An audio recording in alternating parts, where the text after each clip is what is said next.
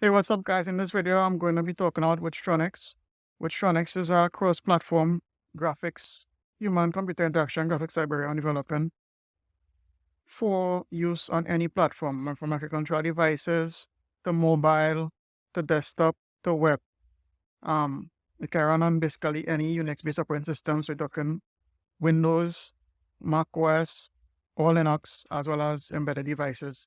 So this is the process that I actually developed it. So the first thing I did was I had this simulation environment. This is the old graphics.h library that you find in something like Turbo C. And I basically started experimenting with pixels. So the first thing I did is, you might not be able to see it, but I draw pixels to the screen. Now, after I put pixels, the next step is to, of course, experimented doing primitives. So you're talking rectangles, text, lines. You don't see flickering effect. That's because the display can't keep up with the rate at which stuff is being drawn. It's updating too fast, so you get flickering, a lot of different graphics issues. So I solved that problem. We can solve that problem by, of course, adding double buffering. So when we add double buffering, what happens is that we have a back buffer at off display that is filled with the pixels you want to draw, and the buffers are swapped at runtime, so you get a smooth transition. So you see, you have animations, you have progress gauges, and regular gauges, and fancy gauges. I mean, you have knobs, and you have interactive buttons, and a lot of stuff for doing embedded graphics. And you see, I experimented with like alpha blending, so I have alpha blended buttons. But this is like the limit you can reach at a platform like this with like this old Windows BGI type application. So this was just a proof of concept, and we proved that you could draw pixels, you could do parameters, you could do widgets. So the next step was, of course, moving up to a more capable graphics library. And for that I selected STL. Now moving up to STL, I created my own layout library structure. And it's a sort of Flexbox style layout structure where it is you could position widgets. So it's a rectangular based layout structure, and the layout structure is based on rectangles, and added a Flexbox integration into it so that you could have a Flexbox style layout. And how the library functions is you have a root layout, and then you could keep splitting that root layout into smaller sub-layouts that you could align either vertically or horizontally. And then you could draw primitives within the layouts that you have. So when you run that, see, so we get a nice layout feature. This is in raw C, and that's what a CSS style layout structure. So we have dynamic resizing of the rectangles. We have different layout strategies. So we have child and parent rectangles. We have grandchildren, great-grandchildren. And the naming convention I use is you have a root layout, then sub layouts, then mini layouts, and pico layouts, and going on the line. And it's a very simple but powerful way to deal with Flexbox type resizing on device with constrained resources. So after that, the next step obviously was to add floating type layouts. We could have like floating systems and event handlings. So you have things like hovering. So we still retain the alpha shadow blending for the buttons. When the buttons click, you could have events triggered. And also the other condition where if there's no callback attached to the button, so you get some error handling mechanisms in place. And so basically you could draw any widget anywhere, and of course you could position widgets. Like this button is positioned inside one of the box, one of the flex boxes, and it's a relative position system. And you can adjust where inside of the flex box you want the widgets assigned, or you could have widgets floating on the screen. And at this point we have the basic capabilities of many graphics libraries out there, especially for embedded systems and basically any type of system. You know that these tiles could be dynamic, so right now static bitmaps being rendered, they could also render dynamic bitmaps. And the colors of these bitmaps are not fixed. You could also change the colors of bitmaps, you could change the colors of buttons, it's fully customizable. Now the next step after this is to start integrating a 2D physics engine.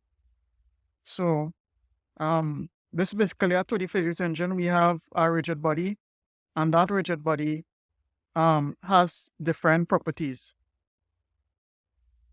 So we have a enum, the type of shape. Then of course we have rectangles, and the rectangle will have the coordinates, width and height, velocity, acceleration, friction, restitution, options, rotation, anchoring, and then of course also have sphere and triangles. Then we have our rigid body class. There is a union between the shape and the different types of shapes. And we use a stack-based approach to render the rigid bodies so that we have a max number of rigid bodies in the system to ensure that we don't exceed the memory requirements of resource-constrained devices and maximize memory usage. Our next step is to add more physical properties to the objects, and also to deal with screen collisions, like with the edge of the screen, dealing with things like energy losses and deceleration, and basically making the objects behave more like physics entities. So you get a very more accurate type physics simulation for the rigid bodies in the system. Now the next step for this is to add rotation to the rigid bodies, and this was actually very difficult to achieve because it's difficult to rotate our rigid body in space, especially at a reasonable refresh rate when you don't have all the graphics capabilities are custom. So what I did is I designed a modified scanline triangle rationalization algorithm, and I optimized it for fixed point math. So we have a floating point factor, we outside of it, so that it wouldn't have any overflow within the integers in the system. So you get a very dynamic rotation of the rigid bodies in the system. And after rotation, next logical step was a dynamic resizing of rigid bodies in the system. This also was not as simple as you'd expect it to be, but also optimized for fixed point math, so that when it transfers across to the embedded devices, we'll to run, so you get full optimization across any platform. Since we're doing more type animation stuff, my next step of course is easing. So you have ease in, ease out, you have cubic, and you have linear, you have any type of layouts you could think about. Basically what I also did now is I started adding trigonometry tables for sine and cosine values. So in addition to having a floating point factor, we also have trig tables which we populate at the beginning of the program, so that we have an optimized type system where we don't have to keep calculating the sine and cosine values. We could just look it up in the table and then apply the floating point factor for optimum fixed point math. So you get really fast and smooth graphics. Then my next step was start a particle system. So we have a particle system, and you see this particle system has a nice explosive force with it. And it actually these are all rigid bodies, and there's actually it's a stack-based particle system where we have a maximum number of particles that can be within the system. So we have a max of 1,000 particles, and that could actually be adjusted. And this is to ensure that the particles don't exceed a certain amount of memory usage. So we have particles being reused within the system. Then once you have a particle system, you can do different things, like I design a confetti type system. So it could be smart like an embedded system, or even an application, when the user does something, it have like a confetti, confetti filling the screen for them. And, it's using the particles. So now if you notice, particles is never exceeding 1,000 particles is a threshold limit based on the stack size. And that's what we are doing in this, at this point. Then, of course, we started refining the particle system even more. So we have the particle system creating a sort of fountain effect, emanating from a source. And, it's not completely optimized yet at this point, but, we get a sort of nice fountain effect of the particles. And at this point, the particle system can be modified to mimic any type of particle system. We have radius, we have explosive force, basically any type of rigid body forces we expect to happen to particles will happen at this point. The particles will also have detection for colliding with each other and mechanisms for handling when they go off screen and colliding with the screen. Now with some optimization, we have a firewall type system in place, and that firewall type system really optimizes particle drawing and, demonstrates some capabilities of the particle system. Now, once we have the physics system got up to this point, the next step is to integrate a fixed time step physics approach, so that when we start Softbody dynamics, we'll get more accurate physics simulations. So at this point, I did the bouncing ball again, but I added fixed time step physics integration into it, so we can have a full fixed time step Newtonian physics engine within our system.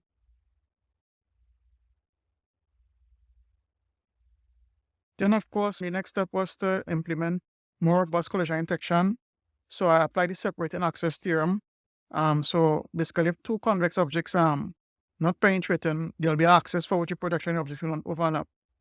And when we apply those principles, we see that because of the restitution, they get a slight bounce, and then the friction now will allow the objects to slide into one another. But we could add more collision type resolution. Now the collision resolution, we could calculate the relative velocities of the objects, and we could update them with new velocities, and then we could move the rigid bodies from each other along the collision normal. So when you apply that, what you get is that after being detected, you have a better collision resolution. But that's not the only method we could apply. So based on this, we could apply more collision resolution. So we could, of course, apply friction when the bodies collide. We could apply an impulse-based reflection in colliding bodies. We could apply rotational motion to the bodies when they collide. We could apply angular impulse. We could apply torque. We could apply rotation correction for if it is two rotating rigid bodies. We could apply angular velocity. We could apply acceleration. You could do apply restriction to the angular velocities on the colliding bodies. We could apply angular impulses to rotate the bodies. We could apply rotational correction. I mean, there's so much. I can put 20 in all. It'll be too much to go through here, but of course, the first one I demonstrated is like the the friction-based approach, where you could apply up to 20 collision resolution methods I developed. Now the next step was to improve collision resolution between two bodies. So I have this game mode, and as you see, the bodies have a little more interactivity with them.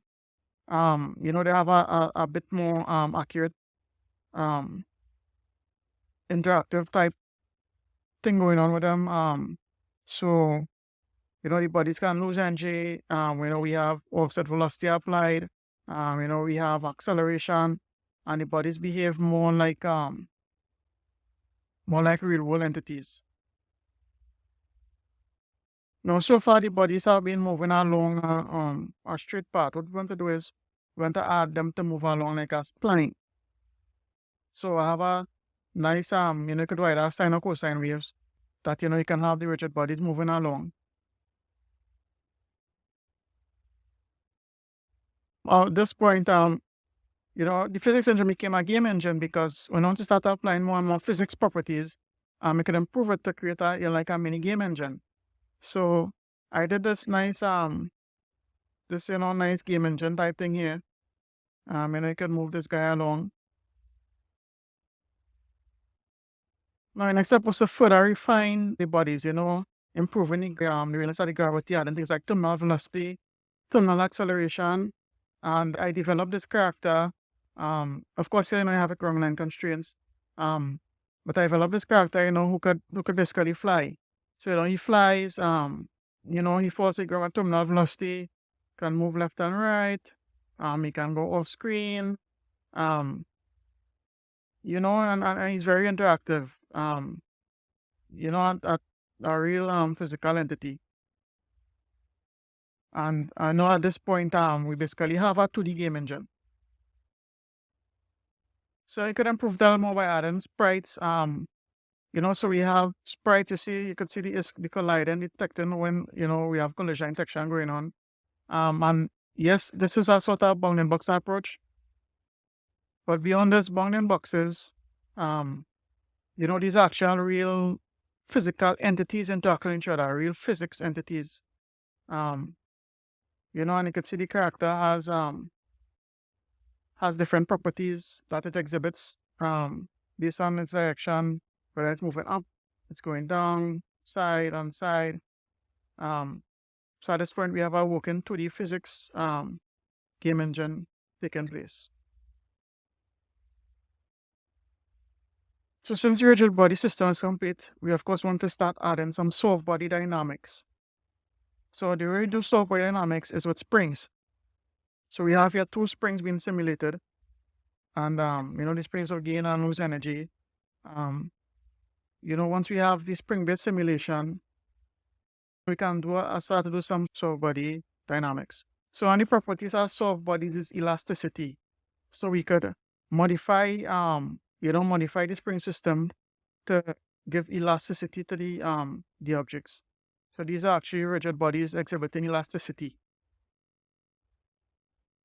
Now that we have elasticity, we could do some things like fabric. So we could apply those principles to create like a fabric. So we have a cloth. Yeah, we add in gravity and one resistance, and combining those effects to the reactive mechanisms of these spring type particles. We could simulate a sort of fabric type demo. Then I wanted to experiment with some fluid mechanics, and I realized you don't really need fluid mechanics for like graphics. All you really need is the simulation of fluid graphics. So by using alternating wave patterns, we could create a nice filling effect. So basically we have by using alternating waves, we have like a sphere. We create a sphere, and that sphere could fill up, or it could empty. And this will be good for gauges. So my intention was to create a sort of spherical gauge, for the liquid, that the level will depend on what you're trying to model. And have to start experimenting, things like gradient systems and colors. Develop our graphic system further. And we have nice size experimenting with recasting and shadows, and this demo doesn't really have that, but those are some features you could start to add. And recasting is very compute intensive, so we could just simulate gradient patterns to give nice animation graphics. Now we could combine all this to create a nice gauge. So we have a nice spherical gauge here, and you see I have shadows here, and we apply material design principles to create a nice spherical gauge that can be filled with water. I could imagine something like this being used in like a probably for electric vehicle charging station, or like a solar panel type of charging system. Somewhere we really want a nice look and feel. And the final gauges within the system will all exhibit this type of material look and feel within the system. And it's a really cool demo. I give the illusion of of 3D graphics using just 2D design principles. Now we could start doing media player integration. So you could playback files like video files, image, and we could also do probably audio. And we'll do this aside from the STL library. So since I'll be porting this to microcontroller based systems, what I really wanted to do is develop mechanisms, efficient decoding algorithms for video. Two efficient algorithms we could play back in raw format, which is what you see a lot of people doing, or we could also do, like a MPEG-1 type decompression, because MPEG-1 is very inefficient, but it also has a lot of low overhead. For the compression algorithm, we'll use raw, and for the compress, decompression, we'll be using MPEG. So we have video. There's of course no audio.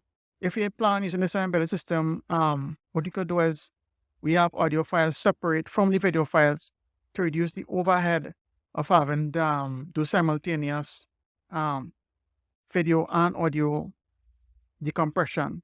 And of course, you could pause and we could pause and play the video. And for embedded type applications, or probably even developing things like video games, you don't really want much fast forwarding or rewinding. You just really want to have a simple system to play videos. And actually use the open source PL MPEG library and ported it to my framework. We can then begin to start developing 3D graphics. So unlike this feature, which is just the illusion of 3D graphics, what we have here is we actually have 2D points projected in 3D space, and then we could apply transformational and rotation matrices to develop real 3D entities. And this took some while developing a lot of matrix transformation, the linear algebra principles being applied here to get dynamic resizing of the 3D entity. We also want to apply things like backface coloring and a lot of different things we can do to really get the desired 3D wireframe effect. And if you notice, the cube has been drawing from triangles, which is something that is done in 3D graphics. Where we draw things in triangles, and the more triangles we add is the more resolution we could achieve. Now we could apply those principles and achieve some really interesting effects by doing matrix transformation. We can begin adding things like roll, pitch, and yaw, and really start, doing some really cool effects with these 3D entities. Of course, at this point, we have enough to do some really powerful interactive applications. We could basically design almost any type application, especially since it's targeted for devices with constrained compute resources. So what we'll do is I actually started working on a 3D plane, and we have perspective. So this 3D plane has its own roll, pitch, and yaw offsets, and then the camera, we have a camera matrix, and that camera matrix also have its own roll, pitch, and yaw independent of the 3D plane in the system. So let's demonstrate this. So you see, we have the transformation matrix for the camera, we have the translation matrix, and then we have the surface. So if we keep the pitch constant, and we could adjust the camera yaw and roll every frame, and we could really demonstrate the 3D plane effect. And you see the plane is comprised of triangles, and depending on your perspective, it will appear to be like a solid entity. And we have dynamic scaling of the 3D plane. So this is a full 3D plane we have. And once we have a 3D plane, well, we could we could create a lot 3D type graphics combining the principles of the Softbody dynamics being a cloth with having a 3D plane. We could actually look into doing 3D plotting and all sorts of interesting things. So of course, the next step from this is to port it to the embedded control devices. because you already have it compiled into WebAssembly using them scripting. So once you could do WebAssembly compilation, you could run it on any platform like Android, Windows, any OS. And the real challenge will be integrating those features into embedded environment, because we can't apply double buffering. So apply like a tile-based approach for driving larger displays, and of course we could allow for device could handle it, because the main aim of the system is to avoid using dependency on external RAM, but you could also add external SRAM if needed. So those are the basic features I developed for it. There's a lot more stuff happening within the graphics toolkit. So for this to give you a good idea about how I went about developing the system, the design. So that's it, guys. I hope this is informative about Widgetronics library. Thanks for watching.